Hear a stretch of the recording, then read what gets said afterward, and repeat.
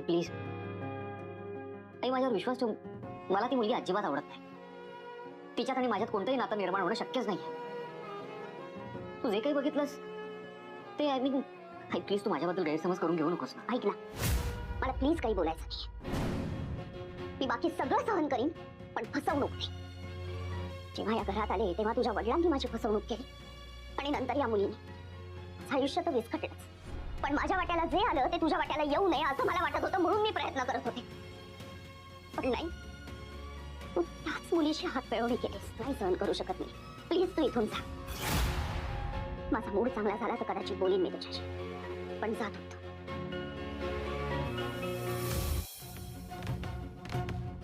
चांदेकर, खूप चिडलात का रे सरोज मॅडम? काय बोलल्या त्या?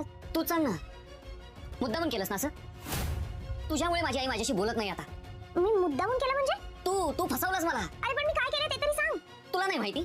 काल रात्री तुला बोर होत होतं म्हणून तू ते शब्द कोड सोडवत होतीस आणि मी येऊन त्यात तुला जॉईन करावं म्हणून मुद्दाम मोठ्याने वाचत होतीस. बस हा चांदेकर, हे बघ तू वाटेल ते आरोप माझ्यावर असे करू शकत नाही. माझी मी तिथे कोडं सोडवत बसले होते. तू आलास नेहमीप्रमाणे नाक खुपसायला आणि तू मोठ्यांनी उत्तर दिल्यानंतर मी तुला थांबवलं नाही, कारण तुझं परत सुरू झालं असतं. मी माझं माझी खोली आहे, माझा पेपर आहे, माझा कोड आहे, माझं पेन आहे. आणि शपथ सांगते, काल तुझं माझं ऐकायची शक्ती संपली होती माझी. केवळ म्हणून मी तुला विरोध केला नाही. मी असं म्हटलंच नसतं, शक्यच नाहीये. आणि मुळात तू एवढ्या मोठ्याने वाचत बसली नसतीस ना तर मला कळलंही नसतं. पण तुला तुझी बडबड कंट्रोल कुठे करता येते म्हणून मला कळलं. मी फक्त येऊन तुला मदत केली एवढंच. मी तुला आले होते सांगायला की माझ्या शेजारी येऊन बस. मी बसले होते, तू येऊन बसलास माझ्या शेजारी. त्यामुळे या सगळ्यात माझी कशी चूक आहे? अगं पण मला झोप लागली होती तर मला उठवलं का नाहीस? असं कसं आहेस तू चांदेकर? तुला खरंच असं वाटतं मी तुला उठवलं नसेल? चांदेकर, तू आता लहान नाहीयेस, मोठा बिझनेसमॅन आहेस तू. एखाद्या बाबतीत बोलताना आपण दोन्ही बाजू पारखायच्या असतात एवढं साधं कळतं ना तुला. मग माझ्याच बाबतीत कसे काय असे आरोप करू शकतोस तू? तरी बोलायचं म्हणून बोलू नकोस आता. तू मला उठवलंच नाहीस. तू मला उठवलं असतंस तर मी तिथे झोपलोच नसतो. हे बघ, मी तुला उठवायचा पूर्ण प्रयत्न केला होता, पण झोपेतही मला माज दाखवला नाही तर तो अद्वैत चांदेकर कसला? माज? कसला माज? मी तुला म्हणाले की चांदेकर उठ, तू वर जाऊन झोप, तर मला म्हणालास मी नेहमी का तुझं ऐकून घेऊ? काही काय, मी असं म्हणणं शक्यच नाही. आता मी तुझ्यावर आरोप करतोय ना म्हणून तुला कमबॅक हवाय म्हणून तू मुद्दाम माझ्यावर आरोप करतेस. हे बघ, तू मान्य कर किंवा नको करूस पण या सगळ्यात चूक तुझीच आहे. कमाल आहे चांदेकर तुझी. म्हणजे जे काही झालं त्याचा सगळा दोष तू माझ्यावरच ढकलतोयस. ऐक ना, खरे आधीच माझी सकाळ ही अशी सुरू झाली. मला उरलेला दिवस खराब करायचा नाही. इनफॅक्ट तू माझ्याशी बोलूच नकोस, तेच बेस्ट आहे माझ्यासाठी. झोपल्यावरच काय तू निरागस दिसतो हा. जागे पण एखाद्या राक्षसालाही लाजवे. खरं त्याच्याबरोबर वाद घालायचा म्हणजे ना दगडावर डोकं आपटून घेण्यासारखं आहे. अगाऊ. तू बोल ना, गरम कॉफी का हॉट चॉकलेट? अरे आपल्याकडून ट्रीट. ते मगाशी तू काही न खाता गेलास ना. काजल, हे बघ प्लीज, तुला माझ्याबद्दल काहीतरी वाटू दे ना ग. खरंच तुला काहीच वाटत नाही का? काजल, हे बघ, मी ना बहुतेक मी तुझ्या प्रेमात पडलो. ऐक ना, ते तू मगाशी सांगत होतास तेव्हाच कळलं होतं आपल्यालाही. अगं कसं शक्य आहे? म्हणजे तुला कळलं असतं तर तू. मित्रा सोहम, चिल मान. तू जरा आपली पण तर सिच्युएशन समजून घे ना. हे बघ, आपल्याला हे सगळं इमोशनल वगैरे फार कठीण जातं आणि हे प्रेम पडण्यात तर खूप सोपं असेल, पण आता आपल्याला प्रेमाची नाही कामाची गरज आहे. आई बाबांना गरज आहे आपली आणि मला कामाची. त्यामुळे हे आपण या विषयाला वेळ नाही देऊ शकत. समजून घे तू प्लीज. पण आपल्याला माहिती आहे ना, तू आपल्याला खूप मदत केली आहेस, ते चांगलं आहे आणि आपण आयुष्यभर लक्षात ठेवणार ते. पण या विषयावर आपण यापुढे काहीच बोलायचं नाही. हे बघ, इथे आपण काम करायला येतो आणि कामाच्या जागेवर आपल्याला अजिबात कसलाही मॅटर नको.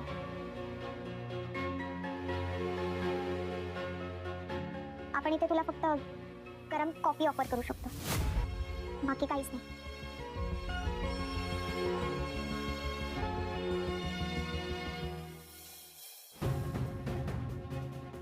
काही बोलू नकोस. मला तुझ्याशी काहीतरी महत्वाचं बोलायचं. चल चल म्हणते ना.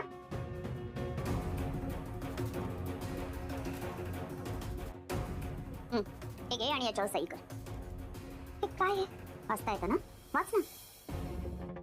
मी कला दिनकर खरे. माझं लग्न अद्वैत प्रदीप चांदेकर याच्याबरोबर झालेलं असलं तरी हे लग्न मी फसवणूक करून केलं आहे. त्यामुळे अद्वैत बरोबर लग्नाचे व कोणत्याही प्रकारचे संबंध मी निर्माण करणार नाही. यापुढे कधीही कुठल्याही पद्धतीने अद्वैतशी जवळीक साधण्याचा प्रसंग आला तर मी स्वतःहून त्या गोष्टीला विरोध करीन. हे सगळं काय आहे मॅडम? अगं वाचलंस ना? मग कळलं नाही तुला? वाचलं मी, पण हे सगळं कशासाठी ते मला कळत नाहीये. अगं तेवढी हुशार आहेस तू, आणि वाक्यांचा अर्थ न कळण्या इतकी मूर्ख तर नक्कीच नाहीयेस. अर्थ समजला मला, पण तो पटला नाही. मॅडम, या पेपरमध्ये लिहिलंय तसाच अर्थ जर तुम्हाला अभिप्रेत असेल तर मी तुम्हाला सांगते, तुम्ही माझ्याबद्दल खूप चुकीचा विचार करताय. मी कसा विचार करते हे तुम्हाला सांगायची गरज नाहीये.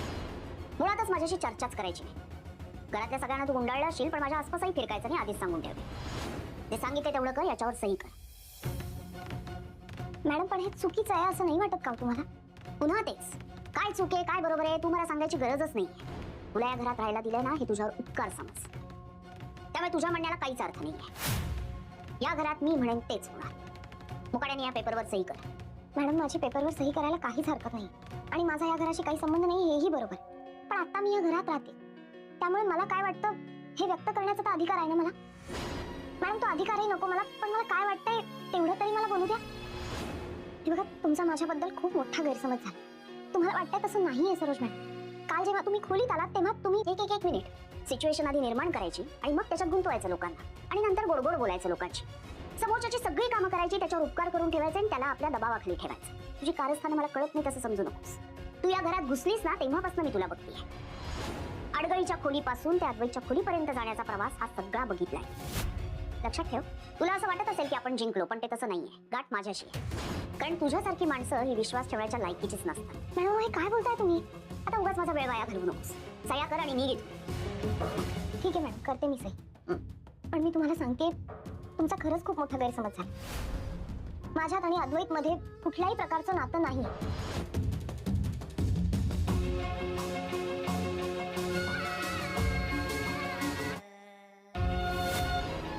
सरोज मॅडम, तुम्ही सांगितल्याप्रमाणे मी या कागदावर सही केली आहे, पण मी तुम्हाला सांगते या सगळ्याची गरज नव्हती. अहो, माझ्यावर नाही, निदान तुमच्या मुलावर तरी तुम्ही थोडा विश्वास ठेवायला हवा होता. मी या घरात आल्यापासून तुम्ही मला वाटेल तसं बोलता, माझा एवढा अपमान करता, मी सगळं सहन करते. पण प्रत्येक वेळी मी तुम्हाला हेच सांगत आहे की या घरात मी फक्त आणि फक्त माझ्या घरच्यांसाठी आणि आजोबांसाठी राहते. मॅडम, घरातल्या कोणाला किंवा तुम्हालाही माझ्या वागणुकीचा कधी त्रास व्हावा असं मी काहीच वागत नाही, पण निदान माझ्या वागणुकीचा आदर व्हावा असं मला वाटत होतं. तरी देखील तुम्ही माझ्यावर हा असा संशय घेताय, आणि आज अशा प्रकारे सही करायला लावून तर तुम्ही माझा खूप मोठा अपमान केला. मॅडम, मी तुम्हाला या आधीही सांगितलं आणि आता पुन्हा सांगते, माझ्या आणि अद्वैत मध्ये कुठल्याही प्रकारचं नातं नाही. गुड. आणि ते निर्माण व्हावं म्हणून मी आधीही कधी प्रयत्न केला नाही, आणि यापुढेही करणार नाही. त्यामुळे हे असे खालच्या पातळीचे आरोप यापुढे तुम्ही माझ्यावर करू नका प्लीज. तुला बोलण्याचा काहीच अधिकार नाही. निघा. सरोज मॅडम, त्या कागदावर सही करणार नाही असं मी तुम्हाला म्हणू शकले असते. तो अधिकार आहे माझा, पण मी तसं केलं नाही. तुम्ही सांगितलेल्या पेपरवर सांगितलेल्या ठिकाणी निमूटपणे सही करते, त्यामुळे माझ्या मनातलं मी बोलू शकत नाही असं तुम्ही म्हणू नका. तुम्ही काय समजला तुम्हाला? मी इतक्या खालच्या थराला जाऊन वागणारी मुलगी असं वाटतं तुम्हाला?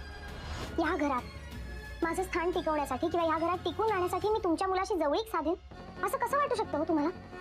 सरोज मॅडम, तुम्ही एक मोठ्या उद्योजिका आहात. अद्वैत सारख्या मुलाला घडवल्यात आहोत तुम्ही, आणि या सगळ्या पलीकडे तुम्ही स्वतः एक स्त्री आहात आधी. त्यामुळे एखाद्या दुसऱ्या स्त्रीबद्दल तुम्ही असा विचार कसा करू शकता? सरोज मॅडम, मी या घरात तग धरून आहे ती केवळ माझ्या आई वडिलांच्या संस्कारांनी. तुम्ही आधी मला खूप बोलला आणि मी सगळं सहन केलं, पण आता तुम्ही माझा जो अपमान केलात ना, तो फक्त माझा अपमान नाहीये, माझ्या चारित्र्याचा अपमान आहे.